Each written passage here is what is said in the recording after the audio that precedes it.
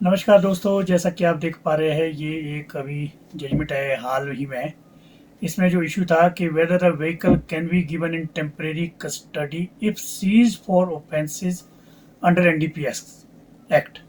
तो ये एक बहुत इंपॉर्टेंट जजमेंट है ये, क्योंकि इसमें अक्सर ये होता है कि जैसे भी एनडीपीएस का कोई भी आइटम कॉन्ट्राबैंड वगैरह पकड़ा जाता है तो उसके साथ ही व्हीकल भी सीज हो जाती है, फिर उसको जो है रिलीज करने में बहुत मुश्किल आती है। तो क्या है ये जजमेंट, क्या है ये केस लॉ जो अभी ले डाउन हुआ है, तो इस विषय में मैं आपको बताने वाला हूँ। अभी मैं ले चलता हूँ आपको। इससे पहले मैं आपसे रिक्वेस्ट करूँगा कि काइंडली आप मेरे जो है वीडियोस को ज़्यादा से ज़्यादा शेयर करें, सब्सक्राइब करें, लाइक करें, अपना फीडबैक देते रहें और अपना सपोर्ट देते रहें। धन्यवाद। तो चलिए मैं अब आपको ले चलता हूँ क्या है वो जजमेंट।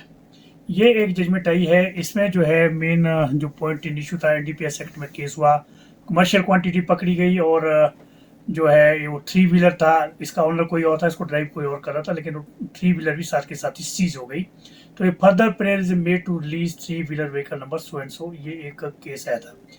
इसमें जो है ट्रायल कोर्ट ने क्या किया था, ट्रायल कोर्ट ने कहा था कि the trial court found that as the contraband was recovered from the vehicle of the applicant, so it is the presumption that the applicant had the knowledge of transportation of this contraband substance unless he proves otherwise. Admittedly, the driver of the three-wheeler vehicle has been granted bail.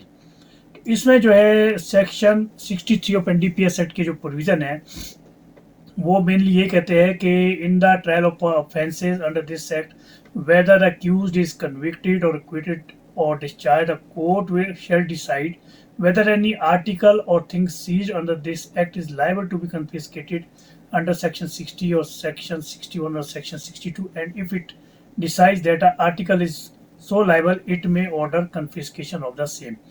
और जो है फिर इस based on this and other case law जो है honourable high court की जो इसमें ऑब्जर्वेशन आई है, thus the vehicle is to be confiscated only after the accused is convicted or acquitted or discharged. That means that his trial has been completed.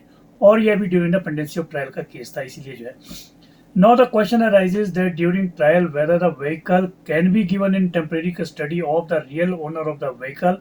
NDPS Act is silent about the interim custody of the vehicle, while in the Code of Criminal Procedure section 451 and 457 speak of the custody and disposal of the property pending trial.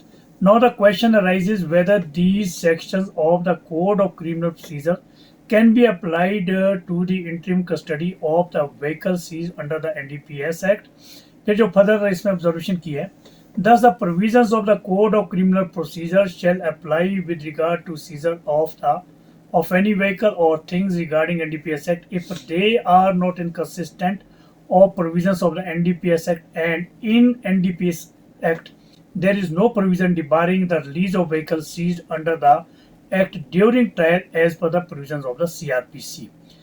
तो फिर ये सारे जो बाकी law के provision है इन सब का हवाला देते हुए ऑनरेबल कोर्ट ने अल्टीमेटली जो इसमें जो ऑब्जर्वेशन की है वो ये है, जो डिसीजन अल्टीमेटली किया वो ये है, late the vehicle number so and so be released in favor of the applicant, the owner of the vehicle, subject to the production of unnecessary documents on furnishing a personal bond of rupees 1 lakh and two sureties of rupees 1 lakh each. और ये जो generally जो condition लगाई जाती है फिर वो सारी कंडीशन लगाई गई है।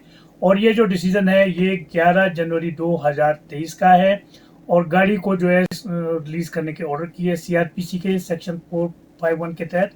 और ये जो केस है वो है application under section 42 number 9911 of 2022 Sonu Kumar Gupta versus state of HP, honourable high court of Allahabad का है। ऑनरेबल मिसेज जस्टिस साधना रानी ठाकुर की बेंच का ये जो डिसीजन है, मैं उम्मीद करता हूँ कि ये आपके काफ़ी काम आने वाला डिसीजन है और आप जो है इसे सेव कर दें उसी तरह से जिस तरह से मैंने आपको पहले बताया इसके लिंक को।